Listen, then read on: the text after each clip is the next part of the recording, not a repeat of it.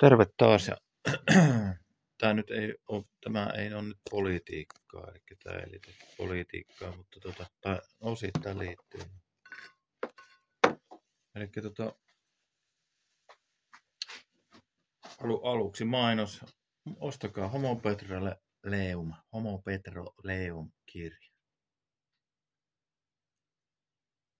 Se, että minkä takia se kannattaa ostaa, no siihen on varmasti lukemattomia eri syitä, mutta tärkein syy on se, että se avaa niin kuin sitä ajattelua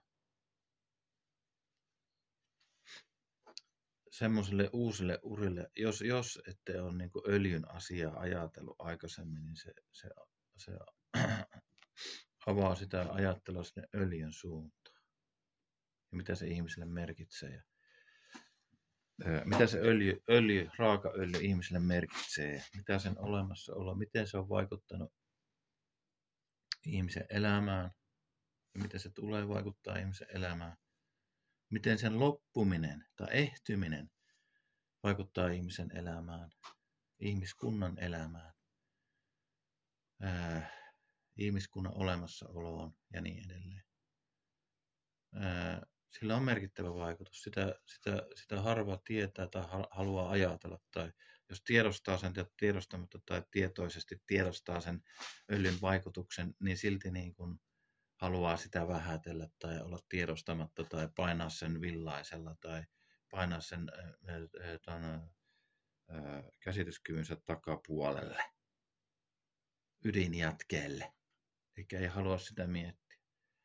Mutta jos sitä halutaan miettiä, niin kuin varmaan kaikkien kannattaisi sitä vähän miettiä, niin silloin kannattaa lukea tämä Homo Petroleum-kirja ja miettiä sitä asiaa, koska se kirja on hyvä lähtökohta sille ajattelulle, mikä siitä öljystä ja raakaöljyn vaikutusta ihmiskuntaan,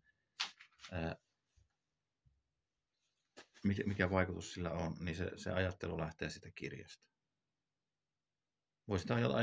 Voi sen lähtökohdaksi ottaa joku muukin asia, mutta se kirja on hyvä lähtökohta. Ajatella sitä asiaa ja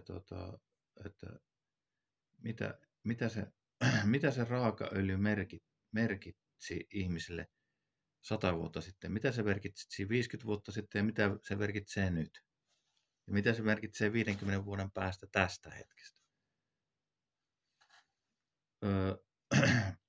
Silloin kun raakaöljy löydettiin, tämä löytöhetki ajoittuu, tai minä ajoitan sen Yhdysvaltoihin Pennsylvaniaan 1900-luvun alkuun.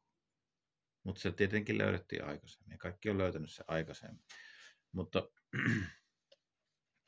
sen takia se ajoitetaan näin myöhäisen ajankohtaan, koska silloin sen öljylöydön jälkeen siellä Pennsylvaniassa, kun se öljylöytö tehtiin, niin sen jälkeen se otettiin niin kuin suuressa mittakaavassa käyttöön vasta sitten. Niin sen takia se löytöajankohta on silloin ajoitettu siihen.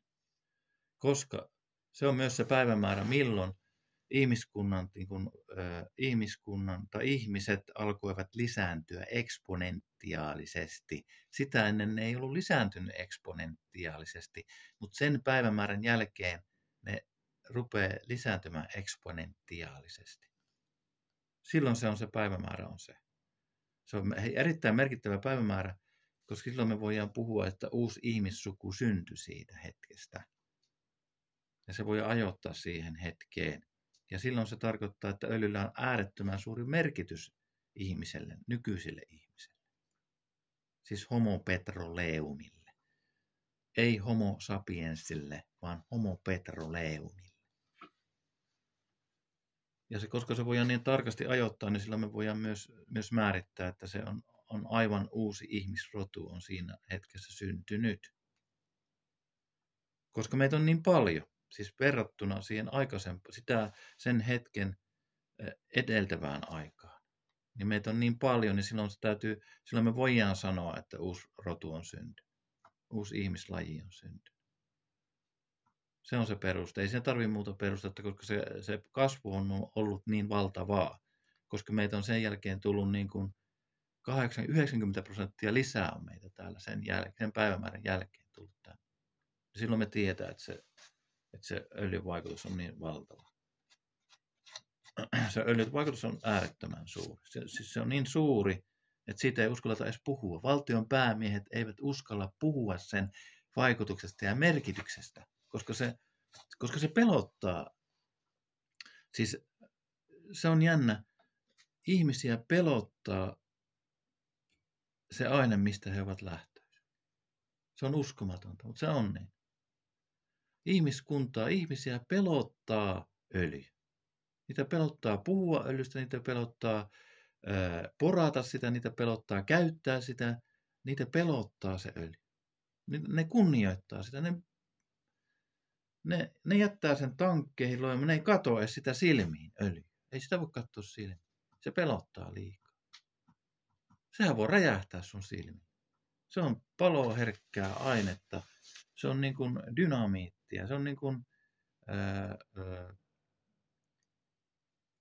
se on niin kuin räjähdysainetta, joka voi yhtäkkiä räjähtää. Se on hirveän moniportainen pelote ihmiselle se. Se on hirveän monella tasolla pelottava aine, se öljy. Se on sekä fyysisesti pelottava, että sitten myös tämmöisellä niin kuin ajatuksen tasolla, tämmöisellä henkisellä, sillä on henkinen yliote meistä ihmisistä, se öljy. Ja se on uskomatonta, mutta se on. Ja siitä ei uskalleta puhua. Ja valtion päämiehet uskaltaa vielä vähemmän puhua siitä ääneen. Kyllähän kaikki tietää, mikä merkitys sillä öljyllä on ihmiskunnalle. Mutta ei sitä haluta ääneen puhua kenellekään, varsinkaan kansalaisille. Kansalaiset halutaan pitää mahdollisimman tyhmänä tästä asiasta, tästä öljyn asiasta. Sen takia, että ei haluta lietsoa paniikkia tai ei haluta lietsoa niin kuin epäjärjestystä. Niin sen takia sitä mahdollisimman vähän puhutaan. Että kulisseissa on sitten enemmän. Ja tosissaan tämä nyt paljasti tämä Trumpin matka tuonne kaukoitään. Paljasti sen öljyn asian. Että siellähän niin kuin tämmöinen virallinen syy sille matkalle oli nämä kauppasuhteiden lämmittäminen Kiinaan ja Japaniin ja Koreaan ja näin. Mutta oikea syy oli tietysti se öljy. Se oikea syy on aina öljy, ja niin se oli tälläkin reissulla. Tämän reissun syy oli öljy. Öljymarkkinoita hallitsee Venäjä ja Yhdysvallat täysin maapallolla. Niitä ei hallitse kukaan muu kuin ne kaksi tekijää. Ja Trumpin matkan tarkoitus oli kosiskella näitä edellä mainittuja valtioita yhdysvaltalaisen öljyn käyttäjiksi. Että se venäläisen öljyn vienti esimerkiksi Kiinaan niin loppuisi tai vähentyisi tai näin. Että se öljy tulisikin Yhdysvaltojen kautta. Ja se oli se, niin kuin se tarkoitus, että sitä maailman valtaa niin kuin, tai maailman valta on öljyssä kiinni täysin. Se on ollut sitä jo 200 vuotta ja se on edelleen siinä kiinni. Siis se joka hallitsee öljykenttiä, hallitsee koko maailmaa. Se on ollut pitkään sillä tavalla. Ja se on edelleen sitä ja se on pitkään tämän jälkeenkin vielä niin se asia. Ja Venäjä hallitsee suurta osaa kyllä, mutta Yhdysvallat hallitsee vielä suurempaa osaa sitä öljykentistä ja öljyn tuotannosta. Ja Lähi-idässä on olemassa isoja älikenttiä, joo, mutta ne on Yhdysvaltojen, ne on niin kuin näennäisesti Lähi-idän valtioiden hallussa, mutta todellisuudessa ne on Yhdysvaltain hallussa, ne öljykentät. Sen takia, että Yhdysvalloilla on siellä sotilaallinen läsnäolo, niin silloin ne hallitsee. Venäjällä on öljyä, siellä on paljon öljyä, ja se on se toinen puoli asiaa, että venäläiset haluaa myös pullistella sillä öljyllä ja pullistelevat sillä. Ja keräävät sillä varantoja ja pitävät yllä ydinasearsenaalia ja pelotetta. Ja maailma on tässä suhteessa jakautunut kahtia, että on ne valtiot, jotka käy Venäjän öljyllä, ja sitten on ne valtiot, jotka käy Yhdysvaltain öljyllä.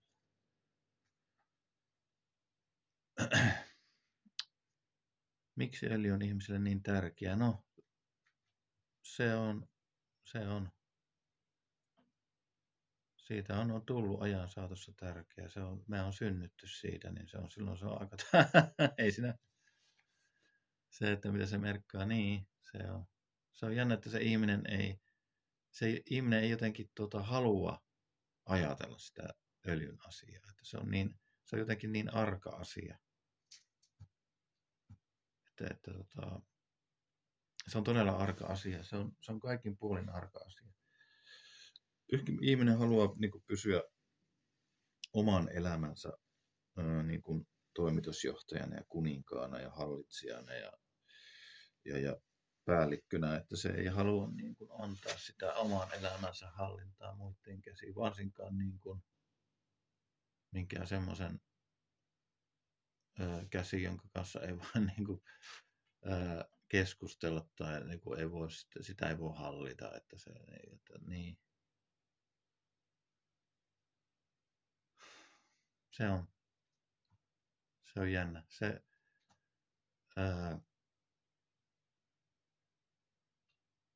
on jännä, se siis öljy on jokapäiväisessä elämässä meillä läsnä, mutta me ei sitä silti ajatella. Ja miksi tämä asia on näin, niin se on jännä. Siinä olisikin kuule tutkimisen aihetta, että miksi se on se asia näin. Että sitä ei niin kuin, se ei koskaan niin kuin, se ei ole missään päivän polttavassa kysymyksessä koskaan esillä. Se öljy ruiskuaa kyllä, kun sä menet sinne polttoainejakeluasemalle, niin sehän ruiskuaa sieltä torvesta, kun sä painat liipasinta. Mutta siihen se jää se kontakti siihen öljyyn. Ei sitä sitten niinku muuten. Ei sitä sitten muuten.